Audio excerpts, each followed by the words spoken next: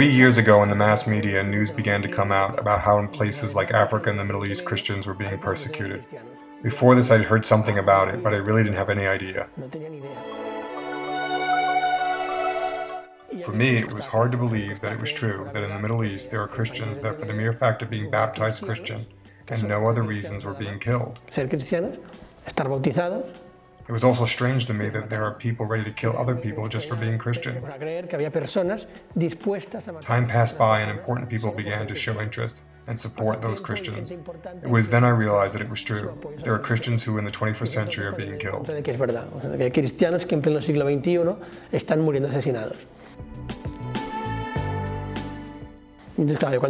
I saw this, I saw the difference, the contrast between West and East.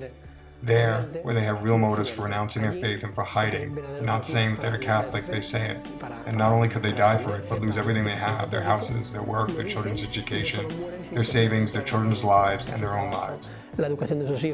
Whereas here, where we do not have those same reasons, we could only look a bit ridiculous by speaking up, be embarrassed, or perhaps lose our job. But not even that, we are ashamed that we are Christians. So when I saw the difference, I thought of going there and getting those stories, not just to help those people, but also that we might wake up.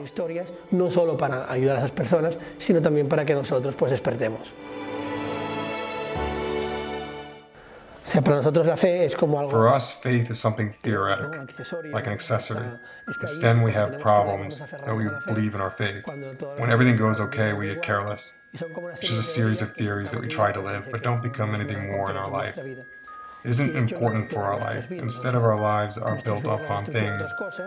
Later on we say that we're Catholic, but in reality the faith in Christ aren't the foundations of our lives, our families, our society, nowhere.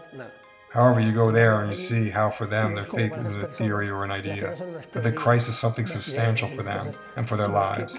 Christ is so substantial for them that they are prepared to lose their children's education, their work, their savings, their houses, their lives, as long as they don't lose Christ. And they lose it with suffering. They suffer a lot, obviously. But they're prepared to lose it all for Christ. Because for them, Christ isn't an idea or a theory. Nobody would lose their life for just a theory, but something real. Porque para ellos Cristo no es una idea, una teoría, porque por una teoría nadie pierde la vida, sino que es algo concreto. Something that surprised me a lot is the fact that these people tell you that they never felt abandoned by God. In Iraq, they've been out of their houses for 2 years, and in Syria 5. 5 years without work, day by day, nothing to do. They go to bed knowing that the next day will be the same. Children without studying, without money, without a house. They live in containers or abandoned commercial centers with only the clothing they have. The last 5 years of their life have been miserable disasters. 5 years with a Monday, Tuesday, Wednesday, Thursday, Friday, Saturday, Sunday, and then they begin again. This pattern for 5 years with disappeared family members who they know nothing about for the last 5 years. And you see how after those 5 years with a smile on their face, they share their experience and tell you how they've never felt abandoned by God.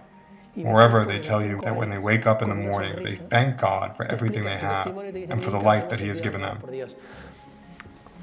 Y además te dicen que cuando se levantan por las mañanas dan gracias a Dios por todo lo que tienen y por la vida que les ha regalado. Yo creo que hay tres cosas que se puede hacer por los cristianos. There are 3 things that we can do for persecuted Christians. Bishop Emil Noña, one of the last Christians to escape Mosul before it was seized, told my friend and I these first 2 things when we went to interview him and asked, what can a Western Christian Catholic do for those Christians? He told us 2 things. First, to pray. Sometimes we think that prayer is not worth anything. We don't want to waste time in prayer and think it's a waste of time. But in reality, it's the center and foundation of our lives. As a Christian, the easiest thing we can do is pray. And it's what's needed most. But the same, it's what the devil least wants to do. So it's what we least do. But prayer is the best thing that you can do. The other thing he told us is to live the faith in a brave, coherent way wherever you are. You don't need to go to Syria or to other sides of the world. It's enough that you live your faith in a coherent and courageous way where God has placed you.